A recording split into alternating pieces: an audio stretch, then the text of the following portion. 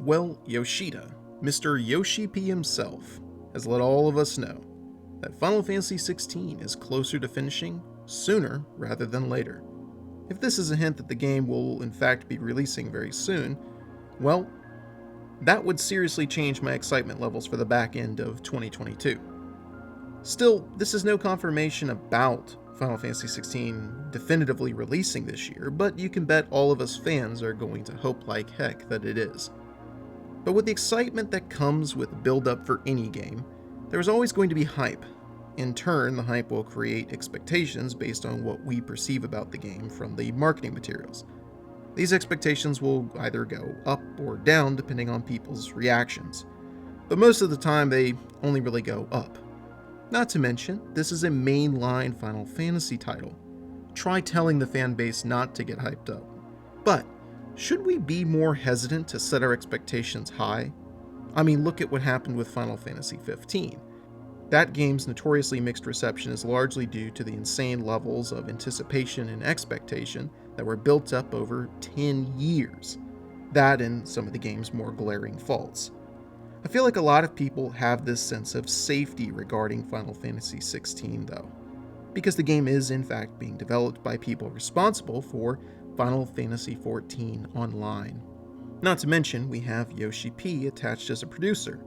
So don't even try to convince me people aren't going to come into this 16th mainline entry with a whole bunch of expectations. Final Fantasy XIV Online has become the biggest talking point for the Final Fantasy fandom for at least the last 3 years. A redemption story only gaming could provide. What was once a laughingstock and rock-bottom entry is now the biggest thing Square Enix has going for them. This massive success in turning around one of the biggest launch disasters in gaming history has given people a steadfast trust in Yoshi-P and his team of developer magicians.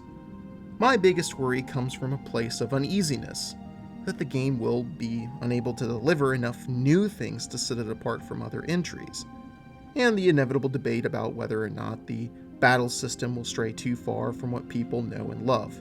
Although I was pretty forgiving with Final Fantasy XV's battle system changes, it seems many people prefer a more balanced approach that incorporates elements of the classic turn-based command system coupled with a hands-off freestyle design. I'm looking at you, Final Fantasy VII Remake. With a battle system designed by the mind behind Devil May Cry 5's combat, can we expect Final Fantasy XVI to negotiate a smooth and immediate acceptance of the direction it's going? The story is known only through sparse details, so it wouldn't really mean anything to try and understand it without seeing anything within the full context of the game when it releases. Still, I guess the looming question of whether or not people should allow themselves to get hyped up and set expectations remains locked in. How do we know Final Fantasy XVI will be good, and that it won't be received poorly? We don't. We're all betting solely on the names of the people working on it. We look at Final Fantasy XIV, and our minds start to rejoice. We believe there is a definite outcome waiting for us, when there is, in fact, nothing to prove we should feel that way. Of course, the same could be said of the opposite. We don't know that Final Fantasy XVI won't be the best game in the franchise when it comes out. We don't know one way or the other.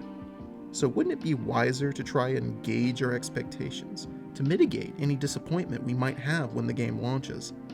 You don't have to refrain from being anticipated for Final Fantasy XVI. Goodness knows I'm still anticipating its release.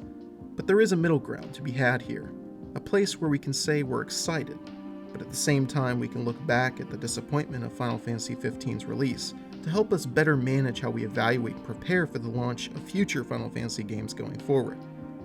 This might seem odd, but I really believe one of the most detrimental aspects to a game's release is the set of expectations it faces from a fan base that has its mind concluded on the subject.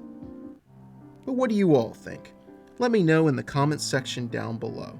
And thank you all for watching. I really appreciate it. It means a lot. And if you enjoyed the video, please consider subscribing, liking, and clicking that bell for notifications so you don't miss out on any new videos as soon as they launch. Thanks again, and have yourself a great day.